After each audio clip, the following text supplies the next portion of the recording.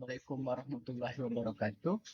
Saya Muhammad Diki dari kelas Ekonomi Syariah 5, NIM 2304 1370 250. Pada pertemuan kali ini, saya akan membahas tentang overview grade gap sejarah pemikiran ekonomi Barat versus Islam. Yang pertama adalah pendapat dari Joseph Schumpeter. Ia mengenalkan istilah grade gap dalam perkembangan pemikiran ekonomi. Ada sebuah abad kekosongan pemikiran ekonomi selama lebih dari 5 abad setelah peradaban Yunani itu runtuh. Setelahnya tidak ditemukan adanya pemikiran ekonomi hingga pada Saint Thomas Aquinas. Buku Summa Theologica dianggap sebagai salah satu buku pertama yang mengupas pemikiran ekonomi yang komprehensif sejak era Yunani runtuh. Pandangan dari Joseph Schumpeter ini memberikan pemahaman bahwa selama lebih dari 500 tahun sebelum era skolastik tidak ada sama sekali ekonomi yang signifikan yang berkembang selama masa itu. Dengan kata lain, masa kegelapan Eropa berlaku secara universal, yakni kegelapan tersebut tidak hanya dirasakan oleh Eropa, tetapi juga belahan bumi yang lainnya. Hal ini tentunya berbeda dengan fakta sejarah yang ada, di mana ketika Eropa mengalami kegelapan, justru bagian dari bumi yang lain, yaitu tepatnya di Jazirah Arab dan daerah Islam lainnya, sedang mencapai tingkat peradaban yang sangat tinggi. Banyak cendekiawan Muslim yang berbicara tentang ekonomi dan tidak sedikit yang menuangkan pemikirannya ke dalam sebuah buku dan juga karya-karya. Oleh karenanya, pemikiran dari Joseph Schumpeter ini sangat disesalkan oleh para umat Muslim, terutamanya para ilmuwan-ilmuwan Islam. Mengapa? Mengingat bukunya, yaitu History of Economic Analysis, senantiasa merupakan rujukan. Maka, pemahaman tentang adanya great gap ini akan terus digaungkan oleh para ekonomi lainnya atau pengikutnya. Meski demikian, masih terdapat beberapa cendekiawan Barat yang ahli di bidang sejarah abad pertengahan yang menegaskan adanya great gap.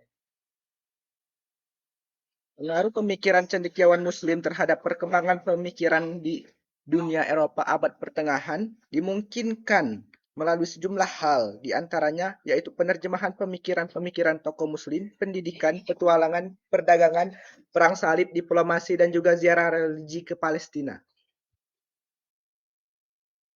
Proses penerjemahan karya-karya intelektual Muslim ke dalam bahasa Eropa merupakan faktor terpenting yang mempengaruhi pemikiran para cendekiawan Eropa masa kini. Meski demikian, kontribusi umat Islam terhadap keilmuan mereka hanya diakui sebatas sebagai penerjemah dari pemikiran Yunani.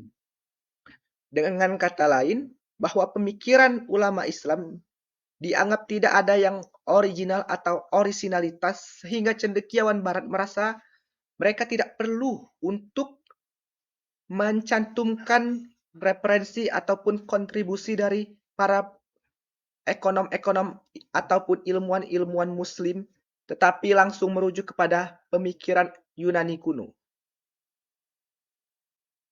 Asumsi yang dikemukakan oleh para ilmuwan Barat itu sejatinya sangatlah tidak tepat.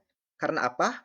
Karena yang dilakukan oleh para cendekiawan Muslim tidak semata-mata menerjemahkan, tetapi juga lebih daripada itu, para ilmuwan-ilmuwan dan juga ekonom-ekonom Muslim juga memberikan komentar atas pemikiran Yunani kuno. Dan juga mereka mengkritisi dan juga menambahkan pemikiran mereka ke dalam pemikiran Yunani kuno itu. Dengan hal tersebut, para cendekiawan Barat dapat memahami pemikiran Yunani dengan kritis dan juga lebih baik lagi daripada apa yang telah dikemukakan oleh pemikir-pemikir ataupun ekonom-ekonom serta ilmuwan-ilmuwan dari Yunani kuno tersebut.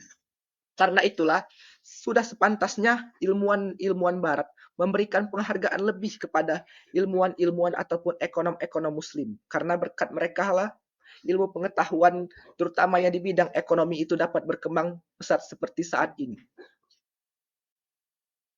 Faktor pendidikan merupakan faktor yang sangat penting sekaligus menjadi kunci yang berpengaruh bagi peradaban Eropa pada masa kini. Peradaban Islam yang sangat tinggi dan maju pada masa itu memberikan dorongan yang besar terhadap minat warga Eropa untuk menuntut ilmu hingga ke pusat pendidikan Islam yang ada di Jazirah Arab. seperti contohnya yaitu Maroko, Mesir, dan lainnya. Sebagai contoh, Adelardus Batensis, seorang filsuf Inggris, merantau untuk mempelajari bahasa Arab. Ia belajar di sana lalu membawa pulang ilmu yang ia dapatkan untuk memajukan bangsanya yang ada di Eropa.